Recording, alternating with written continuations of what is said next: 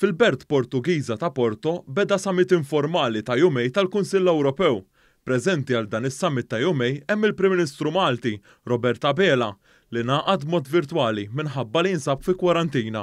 Dan is-summit bejn il-mexxejja Ewropej qed isir sabiex jiddiskutu l-istrateġija soċjali tal-Unjoni Ewropea għal 10 snin li ġejjin.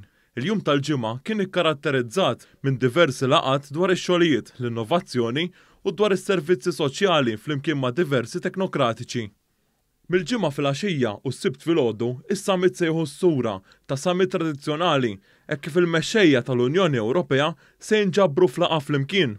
Hawnhekk il-mexxejja Ewropej mistennija jaqblu li sal-2030 minn tal-inqas ikun hemm rata tal-impjiegi ta' 78%, minn tal-inqas 60% tal-adulti jattendu għal korsijiet ta' taħriġ u jitnaqqas in-numru ta' dawk f'riskju ta' faqar minn tal-inqas 15 miljun persuna.